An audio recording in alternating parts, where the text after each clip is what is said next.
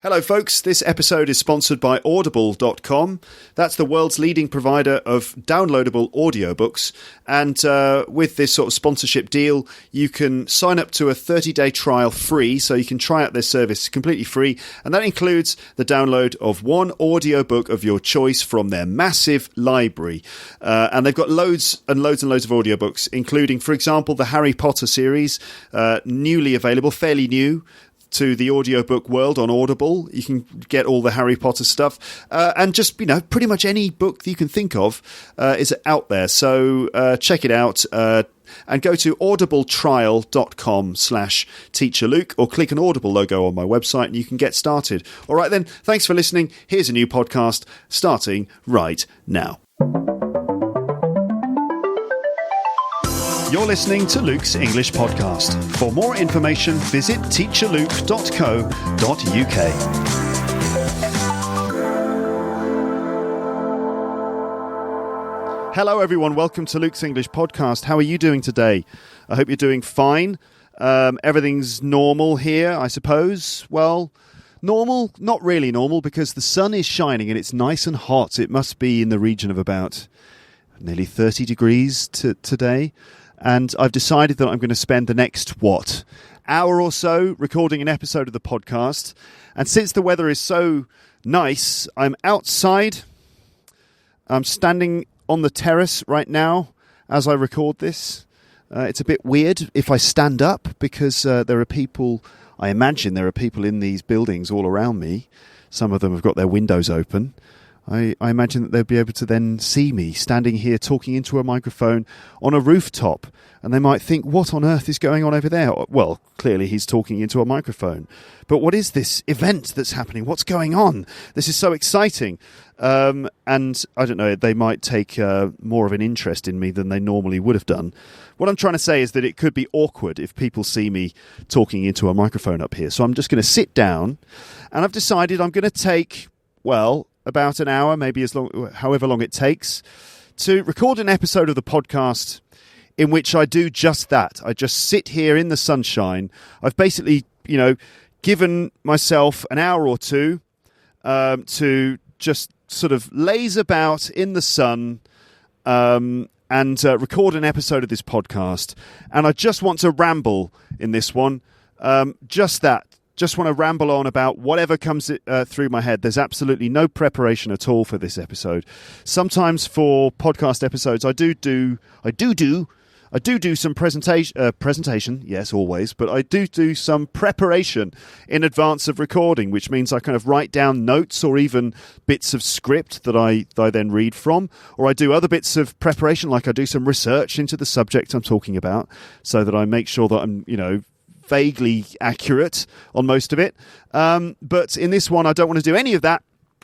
I just want to sort of spill my brains into an episode of the podcast, just rambling with no preparation. I've been doing quite a lot of fairly serious episodes on this podcast about language and stuff and politics, and I expect there will be more to come. But in this one, I just don't really want to feel obliged to make any serious points at all. So it's unlikely that you're going to hear some serious stuff about any of the serious things. Instead, I'd much rather just be a bit light-hearted and just talk about whatever comes into my head, in an effort to just relax and have fun and enjoy the sunshine up here on the terrace. So nothing's written down, no idea what I'm going to talk about. I have got loads of episodes in the pipeline that I could be working on, but instead today I've just decided to focus on whatever just comes along. It might be quite inane and stupid. I've no idea how the podcast is going to be filled up. It might be a load of old nonsense. Don't take it too seriously, because it's nice sometimes to just sit back and have fun and just talk nonsense for a bit, don't you think? Oh, it's great. It's the perfect way to blow off steam and have a bit of fun, and also kind of get the brain working a bit, because you've got to be quite creative to talk complete nonsense. And it's just fun, isn't it? When you're with your friends and you just really good friends that you've known for ages, and it doesn't really matter what you talk about. You don't have to do all the nice stuff. You can just sort of say whatever stupid stuff comes into your head. That's often is the most fun way to socialise, in my opinion. And that's what I want to do on the podcast today, okay? So don't take too much of this too seriously. Who knows what kind of vocab or idioms will pop up, and maybe some other bits and pieces as well. We'll see what kind of language arrives during the episode.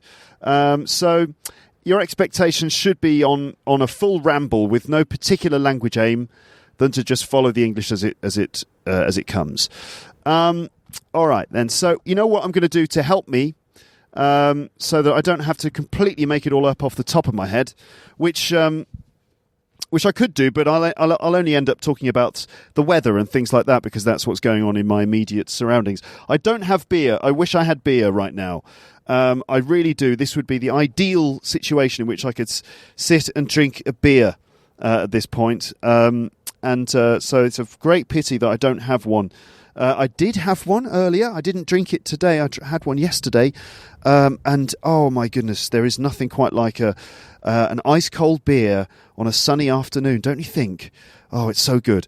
Especially when you've kind of given yourself the afternoon off, pretty much. So anyway, we'll see what kind of tangents and things come out of this episode. Who knows, I might even go downstairs and buy a drink or something. Something crazy. Anything can happen. I might actually go downstairs. Whoa, hold on to your hats. All right, so what I've also got here is a stupid website that I just discovered by Googling. I was Googling I wanted like stupid facts, surprising facts, 10 crazy facts that you didn't know. I was looking for that kind of thing, and I just I came across this website, 9facts.co.uk. And basically, it's one of these sort of like a bit like a meme site, like 9gag or something. But they have these facts, these spurious facts. I've got no idea if these facts are actually true, if they're accurate. No idea at all if there's any basis of genuine fact in these things. But anyway, they're interesting little talking points. This could be quite good in an English lesson. You could print out some of these facts and give them to students to discuss, and you could feed in some discussion language and all the other relevant vocab that you'd need. That would be good.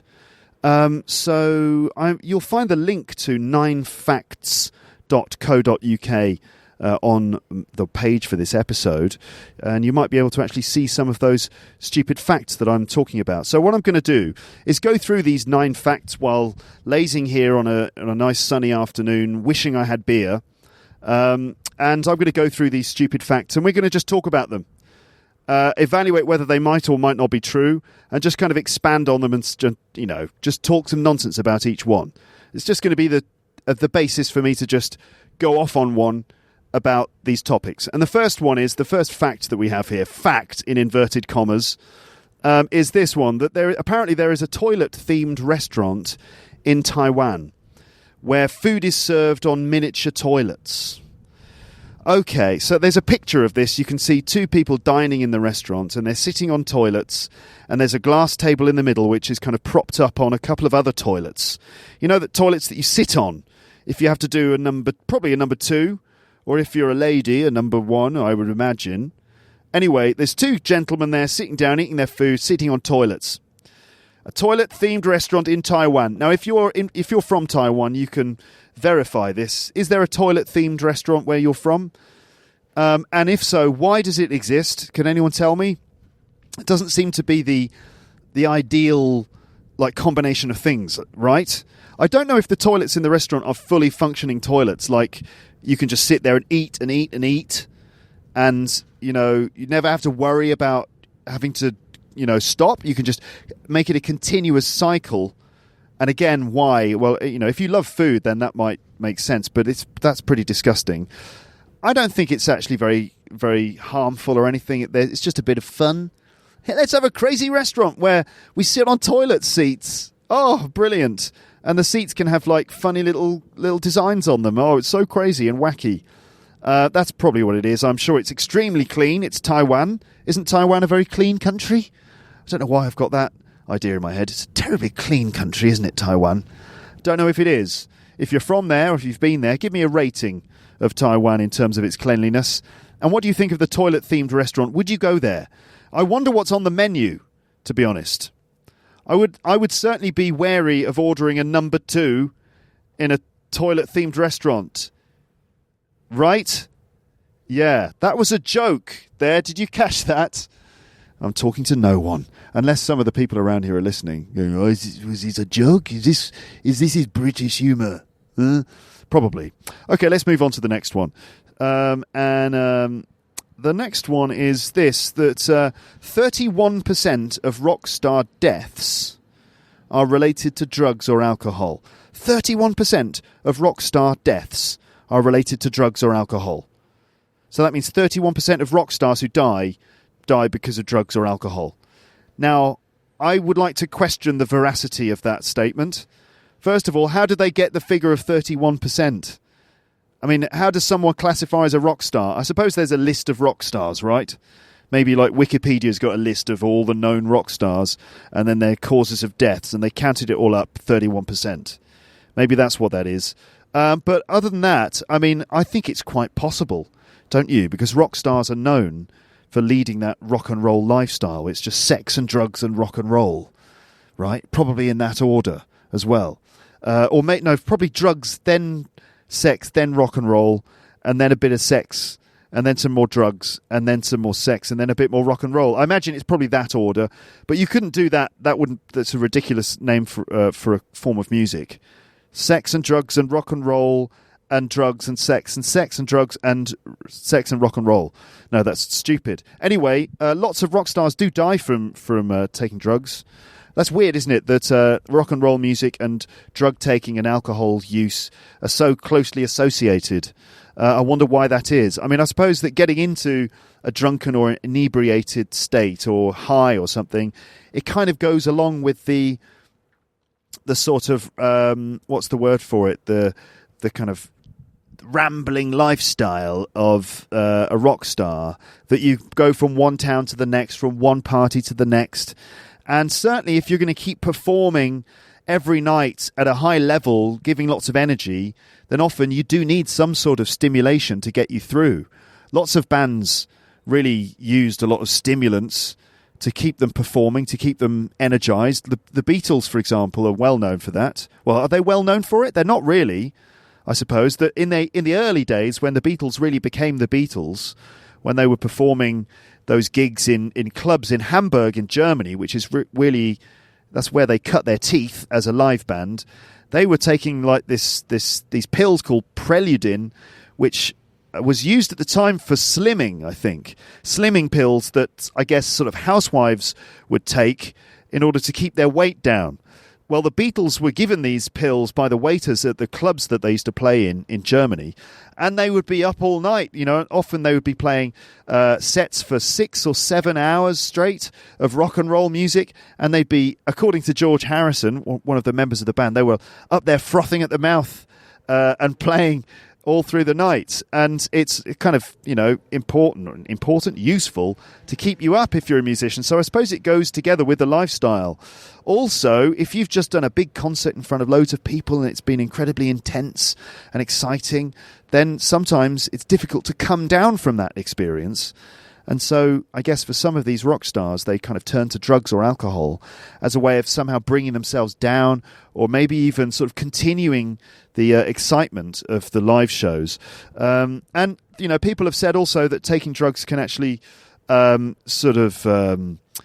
to the experience of playing music, that it actually kind of allows you to hear the music and feel the music a lot more than when you're not doing it. So maybe that's the reason. But I would question the number of 31% exactly. I wonder how that works out. A lot of these people, it seems, died when they were 27. Have you heard about that? 27 years old. A lot of famous rock stars died at that age, like Kurt Cobain and Jimi Hendrix and Janis Joplin and I believe Jim Morrison and a few other people. All died at age 27. It's rather mysterious and spooky. Here's another one. From 9facts.co.uk. And it says, men with shaved heads are perceived as an inch taller. And 13% stronger than men with hair. Okay. Really? Another percentage plucked out of nowhere here. Apparently, men with shaved heads are perceived as an inch taller. So if you see a man with a shaved head, you will think that he's an inch taller than he actually is. I don't know how does that work? that the shaved head makes you like hallucinate, or that it somehow bends the light because the light reflects off the head, and it bends the light and it turns it into a prism, and there's a sort of like a kind of a mirage that is created around the light shining off the scalp, and it creates this mirage and it makes the person look an inch taller, and also 13% stronger as well. It also endows you with 13% extra strength. Again, I don't know how they came up with the number of 13%, but there it is. And there's a picture to prove this. There's a picture of The Rock, Dwayne Johnson, who is an extremely tall and strong man. So this is the guy they've chosen to illustrate this fact. They could have chosen someone else, couldn't they? I mean, they could have chosen Danny DeVito, who is also a bald-headed chap, lovely bloke by all accounts. But I wonder if that makes him an inch taller. Maybe it does. Maybe it doesn't matter if your stature at all. And that maybe, in fact, Danny DeVito is an inch shorter and 13% weaker than we previously expected. Anyway, I have no idea how that works, but it's certainly interesting. I can understand why it might make you think that the person's stronger, because a person with a shaved head, like a skinhead, is often quite intimidating. You know, you kind of, don't want to mess with him, skinhead, But I don't know if it makes him seem taller, does it? I don't know, but it's certainly an interesting fact. What do you think, listeners? I mean, is there any way of measuring this? Do you feel like people with bald heads are stronger and taller than people with hair? I don't know. It's a weird one. Let's move on to the next 9 fact. And apparently this xanthophobia. Xanthophobia. Any idea what that is? Xanthophobia. Well, it's a phobia, which we know is, an irrational fear of something. Like we have different types of phobia, like arachnophobia, which is the irrational fear of spiders, which is not that irrational, really, considering some spiders can kill you. So it's not that irrational, but I guess it extends to even harmless little spiders. But arachnophobia, there's the fear of spiders, and there's other ones like claustrophobia, the fear of enclosed spaces, and so on. And xanthophobia is what? Well, it's the fear of the colour yellow. What a bizarre fear to have. That must be very inconvenient if you're scared of the colour yellow. How would that affect your life? If you're just going around and you're scared of yellow, I wonder how that manifests itself. If it's just pure terror when you come across the colour yellow, are you struck down with absolute terror, or is it, is it just like, it's a bit of fear? I'd love to know exactly how that works. I'm just imagining having that because I'm looking around. I don't see much yellow where I am, so I'm kind of safe here. But if I went down into the street and walked to the shops, I'm sure I'd end up like coming across a McDonald's or something, and then I'd be like, no, I'd have to run home. I wonder how that works out. But I'm sure that people with xanthophobia, they certainly don't like The Simpsons or McDonald's, that's for sure, or anything yellow, indeed, like custard, any yellow thing, half of the Ukraine, just half of it, is just impossible for people with xanthophobia to deal with, because obviously Ukraine is half yellow and half blue, isn't it? That's how the whole country is painted. Okay, I wonder if that extends to other colours as well. Do you think you can be scared of the colour red or blue or other things? How does that even happen? I've no idea, but it's brilliant. Let's see, I'm trying to look at my computer screen, but it's so bright, the sunshine is so bright that that it's difficult to see. My laptop is absolutely boiling hot. It is really hot. I probably shouldn't be sitting out here in the direct sunlight. There is an expression, there's a quote in English, which is that mad dogs and Englishmen go out in the midday sun. I wonder if I've ever said that on the podcast before. Mad dogs and Englishmen go out in the midday sun. Only mad dogs and Englishmen go out in the midday sun. In some countries where it's very hot, like maybe in France sometimes, when it's very hot, people will stay indoors during the kind of the middle of the day, because that's when the sun is at its hottest. So most people will stay indoors. You might even have a siesta or something. Certainly in the south of France or in Spain or other Mediterranean countries, you have a little siesta. And then you come back out again when it's cooled down a bit. And it's only the crazy English people who actually go out during the middle of the day, wandering around the town, getting sunburned, which is what all English tourists do when they go abroad. They go to the local town and they wander around, and it's like 1 p.m, 2 p.m, and the English people are walking around all pink and sunburned. We love to do that. We're stupid. And then we get to the end of the day and we've drunk too much wine and we kind of pass out somewhere. Mad dogs and Englishmen. So I'm certainly keeping that stereotype alive and well here as I sit outside in the direct sunlight, my laptop almost melting here in front of me. Now, the next fact that I've found as I lean forwards, I've put my laptop on the floor in the shade now. I'm leaning forwards. Does it affect my voice if I lean forwards like this? It's certainly not very comfortable. All right, I can't lean forwards like that. That's better, isn't it? Okay, I'm back to normal again. And a fact here about Hinduism. All right, then. Bit of religion. Hinduism believes the conditions of one's present life are due to karma or accumulated good or bad behaviour in past lives. Okay, so this is that idea of reincarnation, that if you act in a certain way throughout your life, that karma will come back, and eventually when you die, you'll be reincarnated, but as a lower level being. And I think the ultimate aim is to get to nirvana. We've talked about this before. The ultimate aim is to get into nirvana, not the band, but it's like heaven, isn't it? It's like bliss, like achieving total consciousness. That's the idea. Not getting into the rock band. We've been through that in the past on this podcast. But if you lead a good life, that you'll be consistently reincarnated at a higher level until eventually, poof, you're in nirvana and it's all good and so on. Right? Fine. Okay, we understand that's the belief. I don't know. I've no idea if that's true. I don't know how you work that out, but it would be quite good, wouldn't it? I don't know. Would that be good? What happens if you do something wrong? Because then you end up as a slug.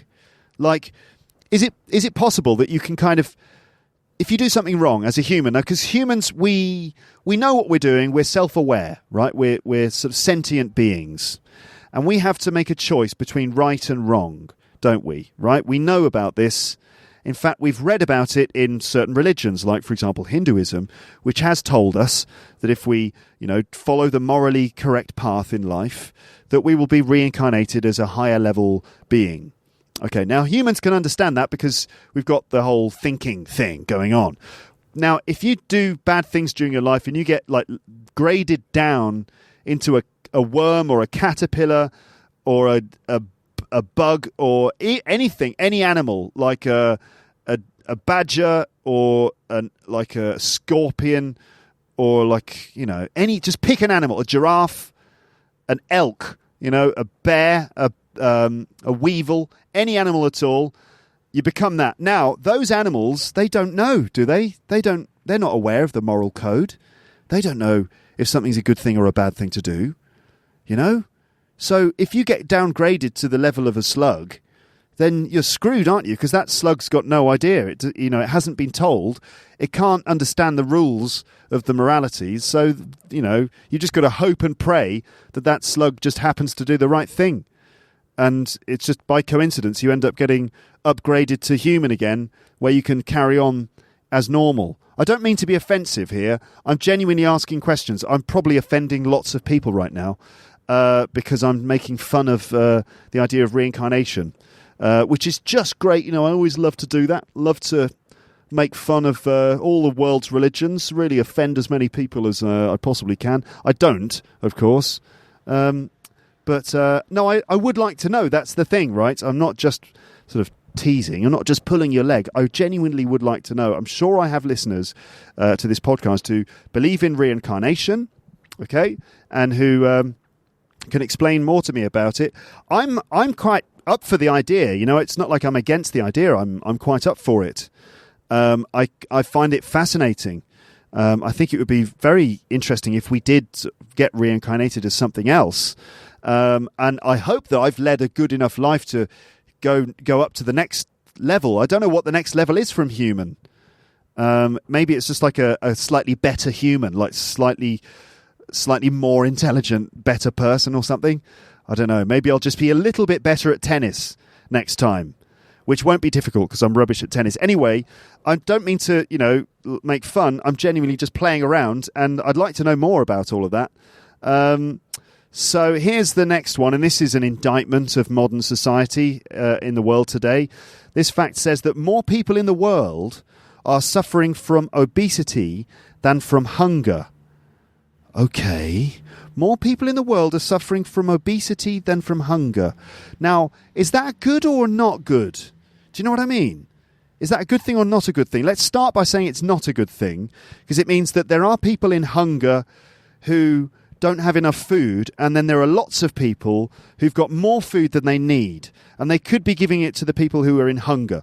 Obviously, that's bad. That's obviously a very bad thing. But also, the statistic seems to suggest that most of the world is doing all right, that most of the world's got enough food.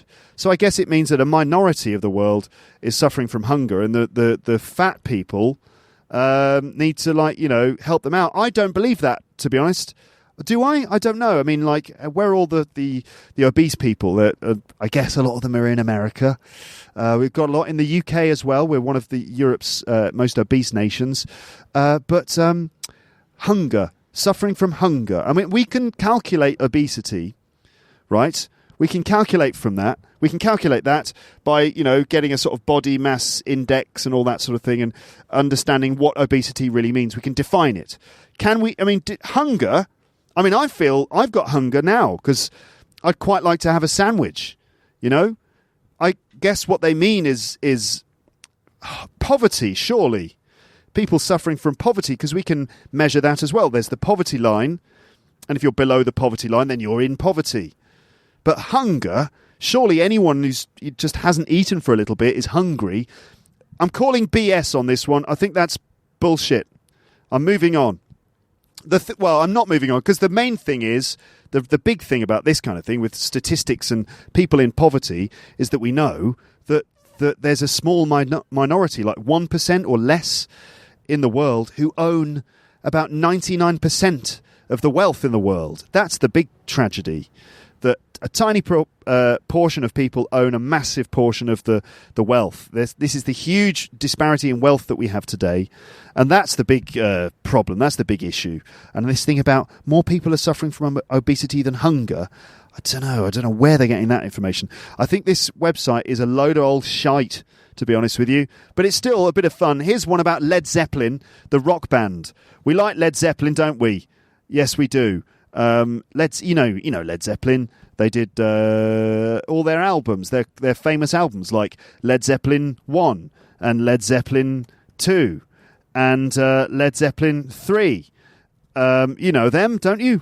I'm going to try and play a song by them for you. Obviously, you know Stairway to Heaven, but what about the Immigrant Song?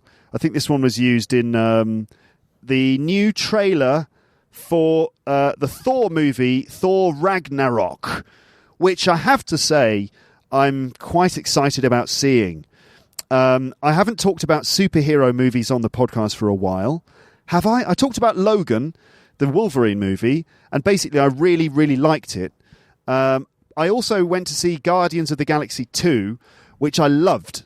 I absolutely loved it. In fact, I sort of enjoyed it more than Guardians of the Galaxy 1.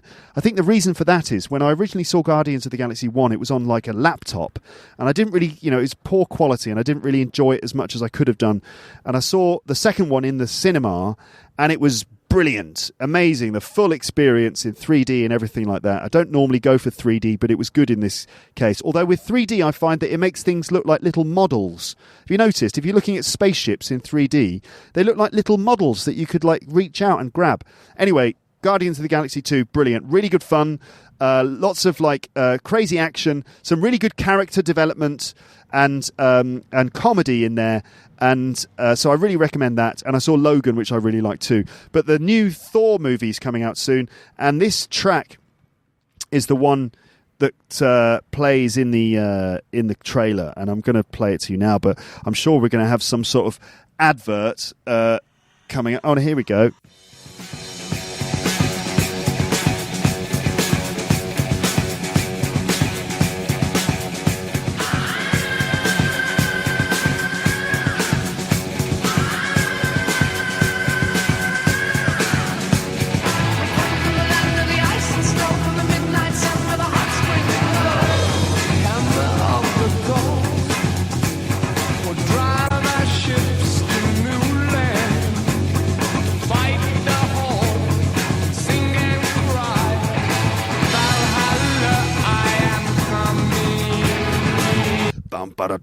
It's brilliant, isn't it?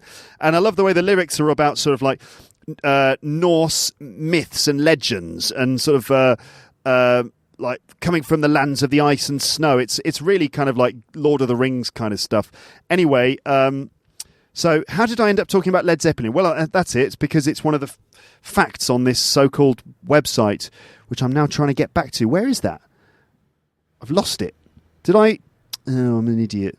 I obviously went from 9fact to YouTube without opening a new page. It's a schoolboy error. Did I?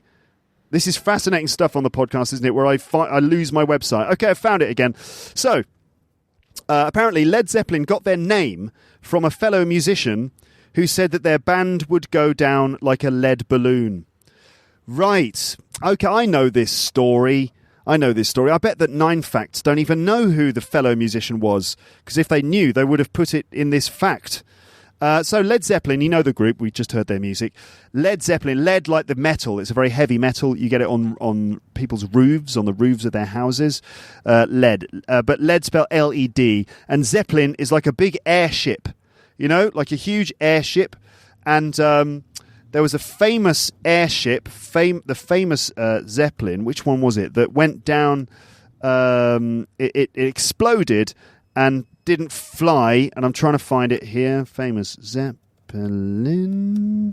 as my brain gets fried to death by the sunlight on my slightly ginger hair. The Hindenburg disaster. Hindenburg, 1937, a German passenger airship, the LZ-129 Hindenburg, caught fire and was destroyed during its attempt to dock with its mooring mast at Naval Air Station Lakehurst in Manchester Township, New Jersey, United States.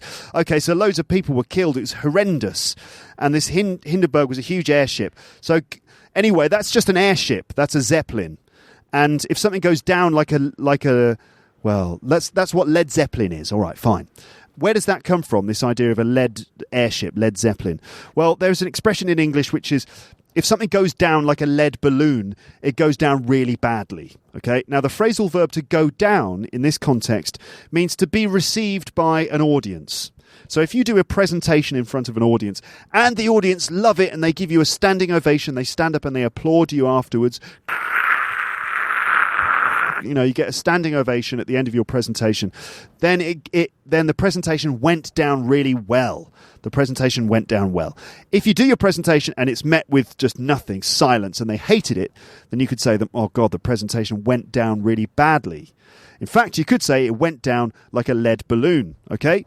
So it was actually Keith Moon, the drummer from The Who, who said this when he heard that I think Jimmy Page and Robert Plant and the other members of the band were planning on forming this supergroup to play this kind of heavy metal blues music, and Keith Moon was like, that's going to go down like a lead balloon. I think he said it's going to go down like a Led Zeppelin, in fact. So anyway, that's how Led Zeppelin got their name, from the drummer of The Who didn't believe the band would do very well, and in fact he was wrong, of course. All right then, so another one about rock music is this one. It's about Jimi Hendrix. Apparently Jimi Hendrix couldn't read or write music. Jimi Hendrix couldn't read or write music. Well, I'm not surprised by that, because lots of these rock stars, make it big without having all the musical theory. So reading and being able to read and write music isn't necessarily a prerequisite for becoming a rock star, right? All you need to do is put your fingers on the fretboard and strum away, and if you feel it, then you put it down, right? If you feel it, man, then you put it down, you know what I mean? Sounds like some kind of cool musical hipster. You just got to feel the music, man, and then just lay it down. So I'm not surprised by that. The Beatles also couldn't read or write music, certainly the beginning. All right, then. So here's another fact, and it goes like this. After 80 years, 8 children and 50 grandchildren, the 103-year-old man married his 99-year-old bride. Oh, my God. So this couple, they've been married, they've been together for 80 years, had 8 children and 50 grandchildren, and only now they decide to actually get married. Is this guy, scared of responsibility or what? because he's probably waiting. No, it's all right. You know, I'm not ready to marry her yet. I'm just not ready to settle down, man. You know, I think I'm just too attached to my single days. I'm just not ready to get into the commitment of getting married. But you've got 8 children and 50 grandchildren. I know, but, you know, I just really value my freedom. Well, maybe that's what happened. Anyway, there it is. They don't look very happy, I have to say, in the picture. They don't look very well. Maybe this is a very tragic story. Maybe this is just tragic. Maybe like one of them doesn't have long to live and he's like, his last wish was to marry his bride and they just couldn't afford to do it before. Maybe this is fake news. This is just a tragic story, not just a hilarious fact. After 80 years and 8 children and 50 grandchildren, the 100-year-old man married his 99-year-old bride on his deathbed. I don't know. YouTube has over 1 billion users. Apparently, almost 1/3 of all people on the internet use YouTube, which is one of the reasons why YouTube is such a great platform for people like teaching English, because there are lots of English teaching sort of celebrities on YouTube these days, right? When I first started doing this podcast, there was maybe 1 or 2 like YouTube teachers. I think there was Mr. Duncan in China. I don't know if you remember him. Kind of middle-aged-ish man who'd obviously lived in China for a while, and he used to do his videos. And I got the impression his videos were focused mainly on sort of younger learners in China. And he would sort of begin his videos like, "Hello, how are you today? Are you fine? I hope so." He always used to kind of speak like that, and he was very successful and popular. And then who else? There was the teacher from BBC Learning English who would teach idioms in a crazy way.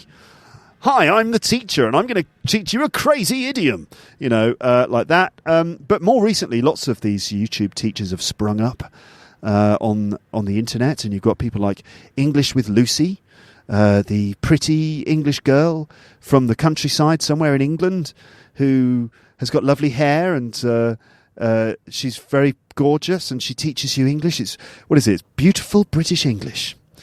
You can find her on YouTube. She's very popular, and a number of other people too. And I kind of think, oh, I should be doing that, and then I think, nah, I'm all right. I'm fine, actually. I quite enjoy doing the audio stuff. But what I have been doing is simultaneously uploading new episodes onto YouTube. But they're just the audio on YouTube. And this has been confusing a few people. Some people have been going, "I can't understand why you upload the audio onto YouTube." And I sort of think to myself, well, obviously it would be better if there were full videos. But I don't always have the time or the inclination or the data storage space or the bandwidth to put all of my episodes up on YouTube. So I'm quite happy with the audio, and that seems to be the more popular thing. That for a while I was putting up full videos of my episodes onto YouTube, and they didn't really get that much attention. I think it's because really my podcast is aimed at people who are out and about and doing stuff while listening. That's the thing, right? That's what I'm trying to do. I'm trying to get people to listen while kind of multitasking. Listen while you're on public transport, when you're walking around, if you're in the gym, if you're going jogging, if you're just walking somewhere, you know, if you're doing the housework. That's really the audience I'm looking for. But one thing I have noticed is that on some of the videos, just the audio episodes that I've put onto YouTube, they generate, YouTube can generate automatic subtitles on those videos. So you can actually listen to an episode of the podcast and generate the automatic subtitles at the same time. And it's pretty accurate, actually, especially when it's just me. It's, I would say, 90 to 95% accurate. It's pretty good. Not every single video seems to have them. I don't know why. I try to switch them on all the videos, but some videos accept them and others don't. I don't really know the reason for that. But anyway, check it out. You might want to check out the YouTube channel for Luke's English Podcast, where you can see episodes of this podcast uploaded there. What I might do is actually use YouTube as my embedded player on my website. So previously I was just embedding audio players in there. Maybe I should do it with YouTube because it's just quite a nice player, and I guess you can speed up and slow down the speed. You can turn on the subtitles if you want to. The only reason for not doing that would be that I would then, like, my statistics would get all split up, and I'd get more YouTube views, but I'd get fewer RSS feed views. You see, and yeah, you see, I like the way I said that then. See, I'd get more YouTube views, but I'd get less RSS feed views, see? That's how people used to speak in the olden days. Now look here, see? Especially in America. You know, like some kind of gangster from Chicago in the 1920s. Now look here, see? You're going to give me all that money, see? Anyway, so, yes, the YouTube stats go up now, see? But the RSS feed stats, where are they? They're nowhere now, goddammit. Yes, so maybe I shouldn't be putting them up on YouTube. Maybe I should be using YouTube as the embedded player. I don't know. I'll be exploring those ideas over the coming weeks, no doubt. If you'd like to give me your input, you can. You could just leave a message on the website in the form of a comment. Oh my God, I'm seriously hot right now. I'm sweating. My mouth is a little dry. I think I would like to go and get a glass of water. If I had a beer, I would have consumed it by now. I'm not going to do that because it's a bit early in the afternoon. I think a glass of water should suffice, and I'll be back in just a moment to carry on. And we'll be continuing by talking about coconuts. All right? Coconuts, coconut water. There's a good fact coming up about coconuts, and I'll give you a clue, right? It's coconuts and blood. What do you think is the connection? What's the fact relating to coconuts and blood? I'm going to go down and get some water, otherwise my head will turn into a coconut. All right, I'll be back in 2 shakes of a lamb's tail, which means just a moment. Okay, I've got my water, and I've got it here. Oh, yeah, lovely water. Lovely, lovely water. What would we do without it? We would die. That's what we'd do without it. So what was I talking about? That's it. Coconuts and blood. It's a weird combination, isn't it? It certainly is. How do they connect? Well, apparently coconut water, the water from a coconut, can be used in emergencies as a substitute for blood plasma. Coconut water can be used in emergencies as a substitute for blood plasma. Okay, now this... My mind is going off in a number of different directions here. First of all, what's the emergency? Okay, I imagine it's an emergency at the beach, right? It's an emergency at the beach somewhere. Let's say this: you've been sunbathing at the beach. It's lovely. It's hot. I don't know why you're there, to be honest, because I'm not a fan of the beach. You just sit around and bake in the sun. You can't walk on the sand. You get so hot that you feel like you're going to die and melt. So you have to go into the shade, which it defeats the whole purpose of being there in the first place. You go to the beach to get some sun, and then you can't actually lie in the sun, so you lie in the shade. Why are you there? You can just stay indoors. It's exactly the same thing. It's incredibly hot, so you try to read, but you can't read anything because it's too bright, and the sweat keeps going in your eyes, and you're covered in a weird, oily, like plasma.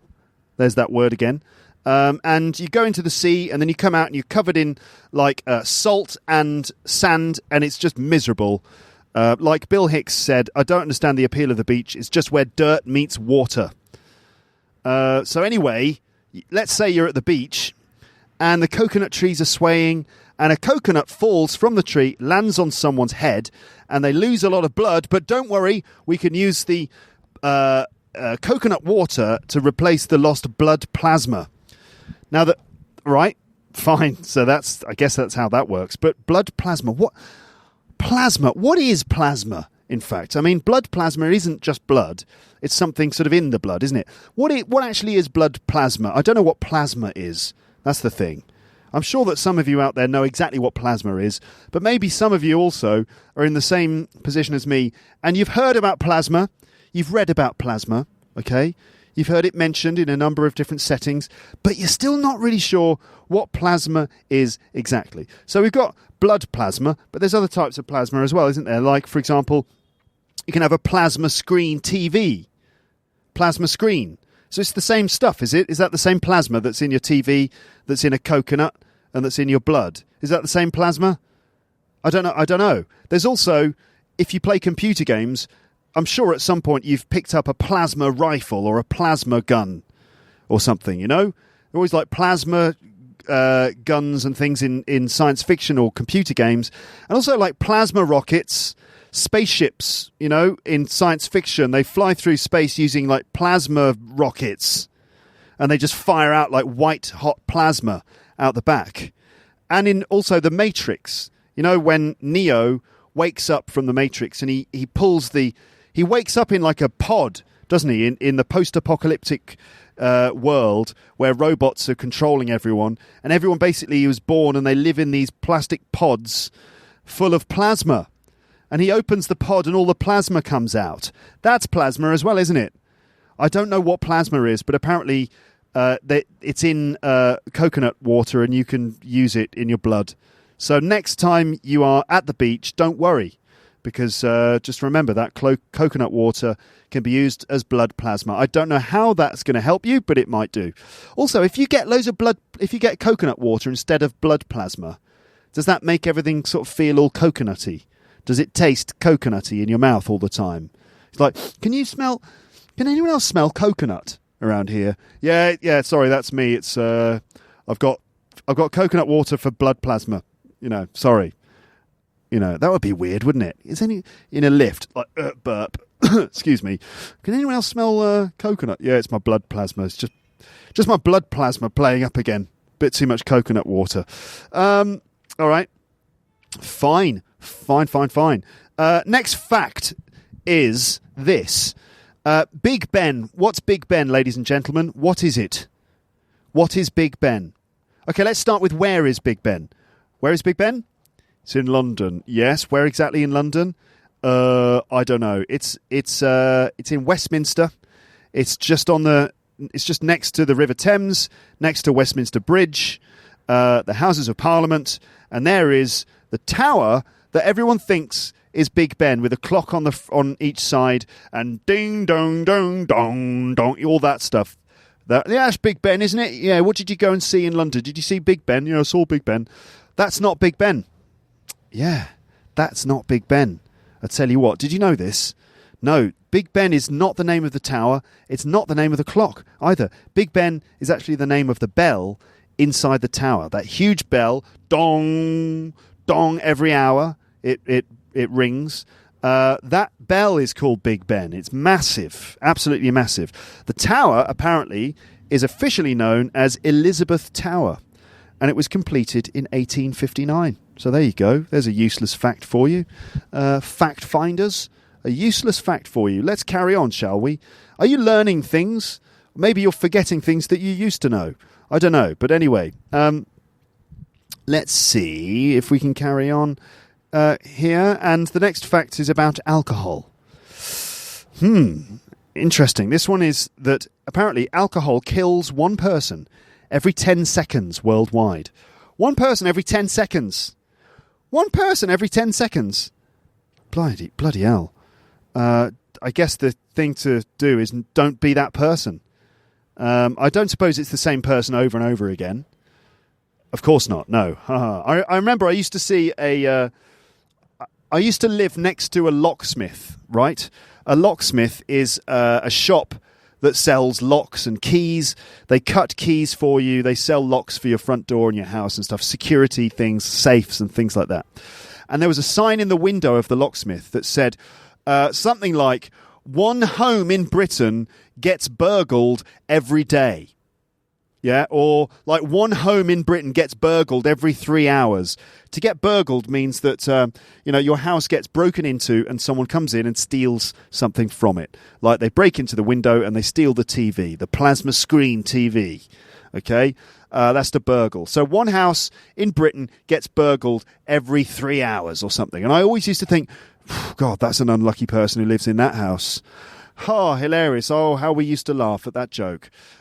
Anyway, apparently alcohol kills one person every 10 seconds worldwide. How, I wonder? Maybe through poisoning or just the effects of what it does to your body, or maybe some of the stupid things that you do when you're drunk. We've all done pretty stupid things when we're drunk, haven't we? If we've ever been drunk, you probably have done. Oh, I know I have. I remember once at a stag do. You know what a stag do is? A stag do is when a guy is getting married and he has a big party with his friends before he gets married. We call it a stag do or a stag party. In America, it's a bachelor party, but here in the UK, stag do. So at a stag do, and I remember like drinking too much, and we were walking home through the countryside, and I wanted to sit on a wall, and I didn't realise it wasn't a wall, it was a hedge. And I fell through the hedge, fell over into someone's garden, and I sort of cut and scratched myself all over my back and everything. And the scratches were there for ages. And I remember my girlfriend was like, "What on earth happened to you?" And I had to explain what happened. And she couldn't stop laughing, because she always laughs whenever I do anything wrong. Like literally anything. Let's say if we're walking down the street together and I like kind of walking along and I try to get out of someone's way and I put my one foot just near the edge of the pavement and the foot slips off and I like nearly fall over, I kind of trip up. She will be in stitches about that. Absolutely in stitches. Anyway, alcohol kills one person every 10 seconds worldwide. Watch out. Don't drink too much. Drink responsibly, ladies and gentlemen. Don't binge drink.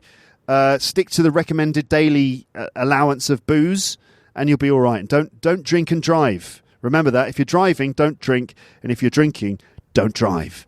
I think we're going to do 3 more of these things.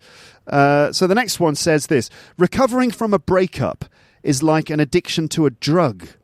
Researchers found from looking at the brain scans of the broken-hearted. So apparently, if you're addicted to a drug, which drug? Which drug? Because I don't think it's as bad as being addicted to heroin, is it? Because heroin is like a seriously debilitating addiction. I mean, it's incredibly hard to come off heroin, I think. And that if you are seriously addicted to it, that you have these horrendous withdrawal symptoms. I mean, I've seen the movie Trainspotting, and you see what happens in that film when he comes off heroin. Like the devastating effects on your mind and body as you go through days of withdrawal from a heroin addiction. I mean, it's awful, absolutely horrific. Recovering from a breakup, maybe it's the same. I mean, I guess if you really break up hard, you can be depressed for a week or two. You might not be able to leave the house. You might be upset and crying. You might feel like the world is falling apart. Would you be physically sick? I suppose it's possible if it's an extreme case. I don't know if it's quite as bad. But the fact, the so-called fact here, says that it's like an addiction to a drug. So which drug would that be? Caffeine? I've had some breakups that aren't much worse than that. Just some breakups that gave me a bit of a headache, which is like, someone saying, "Well, look, I don't think it's working out," and me going, "No, neither do I," and the person going, "Well, that's it then," and I go, "Yeah, okay, have a nice life, bye," and you have a bit of a headache, and then you're all right. So maybe recovering from a breakup is like an addiction to a drug if it's caffeine. Anyway, as ever, you can write in with your experiences if you want to let me know about how you couldn't sleep and you had hallucinations because of your epic breakup. So let's see. No man has been on the moon in the last 41 years. No man has been on the moon in the last 41 years. I think that means that no person, it's not my friend No Man, because I've got a friend called No Man. He's like half Iraqi and half Swiss. He's been on this podcast. He's an extremely funny person. I think he was in episode 181. He doesn't speak proficient level English, but his English is good. And he's one of the funniest people I know. I should have him back on the podcast. He's just hilarious. He's a professional comedian, and in France and in other countries too. He's absolutely hilarious. Anyway, I'm not talking about No Man Hosni. I'm sure that he has never been on the moon, even in the last 40 or 41 years or more. But apparently no man has been on the moon in the last 41 years. I wonder if any women have been on the moon in the last 41 years. I doubt it. I guess if the men haven't been there, the women probably haven't been there either. But apparently there you go, in the last 41 years. Because, basically, what's the point? What's the point? There's nothing up there. It's just a bunch of dust and footprints. If you believe all that stuff. Obviously, there's the conspiracy theory, isn't there, that we never actually landed on the moon, and the whole thing was staged. It's all filmed in a studio directed by Stanley Kubrick, I think. The whole thing was set up so that the Americans could get some sense of superiority over the Soviets during the space race. I mean, I don't know. I don't think it's that complex, is it? You just get a rocket, fill it with fuel, point it at the moon, press go, and off you go, right? I mean, I think that we did land on the moon because you could actually see it happening. If you had a good enough telescope, you could actually watch it happening live, and many people did. I mean, it definitely happened. But I do find the conspiracy theories to be interesting, like the idea that the sand, look at the way the sand falls, as if, studying grainy black and white footage from the 60s makes everyone an expert in sand dispersal on the moon, Like everyone, of course, this is how sand would fall on the moon or wouldn't fall. I don't know. And also the thing about the flag, that in the photos it appears that the flag is waving, and then the conspiracy theorists are saying, yes, but the flag that wouldn't be waving because there's no wind on the moon. Well, it's true, there is no wind on the moon, but of course, the astronauts just used a kind of special material, like they made the flags out of aluminium foil or something, which was moulded to look like it was blowing in the wind. So the whole thing, if you just had crappy flags that were hanging down, that would look rubbish. So you have to use some special material to make it look like the flags are actually flying in the wind. So that's that. Anyway, I think that we did land on the moon, but apparently we haven't been back. Because you kind of think, what's the point? Unless you leave something, it's like, oh God, I left my phone on the moon. I've got to go back. There's not really any point. I think we've done our tests on the moon stuff, and it's like, yeah. The scientists afterwards are like, yeah, we've done all our tests, and it's dust. It's just grey dust. That's it. Okay, let's have the next one. This is a good one. This is the last one I'm going to do, and it's. It goes like this. I don't know where they got this one from, but I like it. It says, a new word in English is created every 98 minutes. What? Really? A new word every 98 minutes? Bollocks. Come on. That's got to be bollocks, hasn't it? Where do they get that one from? I mean, I know that new words come along all the time, right? New words do come up all the time, and they do get added to the dictionary every year. You can see lists of them at the Oxford Dictionary online, and you can actually see all the words that have been added. But a new word gets created every 98 minutes. How? Like, how does that actually happen? Are people just sort of talking? Well, how was your day today? Well, I had a little bit of a squibbity-doo and a flibbity-boo and a scabbity-far, and then I had a schloobity-bum. Is that what people are doing? They're just creating new words. I'm calling bullshit on that one as well. Where are these? Maybe English is taking words from other languages every 98 minutes, but I doubt it.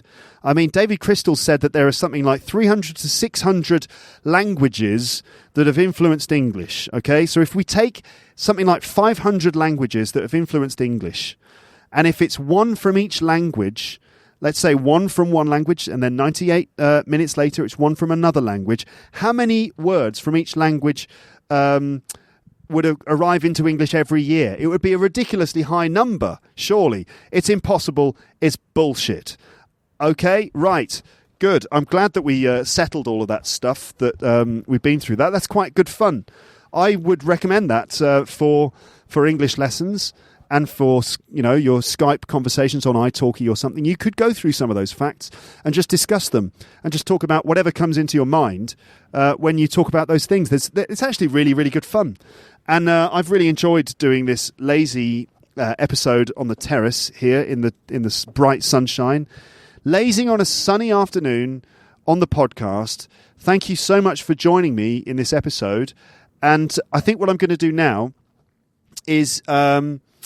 as a tribute to this nice relaxing time I've been having, I'm going to play some guitar and I'm going to play a song. And it's a song by The Kinks, who were a great band from the 60s, and they did some really, really good songs. And the writer, Ray Davies, was an interesting lyricist with a sort of sardonic, almost melancholic sensibility. And I think you're going to like the song. It's called Lazing on a Sunny Afternoon, And I think it's just perfectly appropriate for a day like this. Thanks for listening. Speak to you again on the podcast soon. But for now, goodbye. Bye, bye, bye, bye.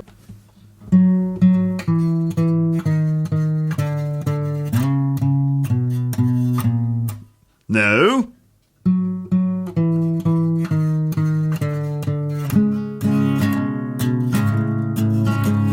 The taxman's taken all my dough and left me in my stately home, lazing on a sunny afternoon. And I can sell my yacht, he's taken everything I've got. All I've got's this sunny afternoon. Save me, save me, save me from this squeeze. I got a big fat mama trying to break me. And I love to live so pleasantly, live this life of luxury, lazing on a sunny afternoon. In the summertime, in the summertime, in the summertime. My girlfriend's run off with my car and gone back to her ma and pa, telling tales of drunkenness and cruelty. But now I'm sitting here, sipping at my ice-cold beer, lazing on this sunny afternoon. Help me, help me, help me sail away, or give me 2 good reasons why I ought to stay. And I love to live so pleasantly, live this life of luxury, lazing on a sunny afternoon.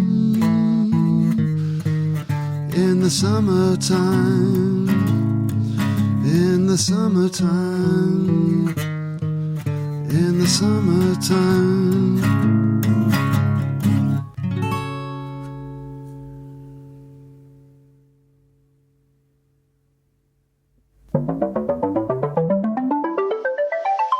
Thanks for listening to Luke's English podcast. For more information, visit teacherluke.co.uk.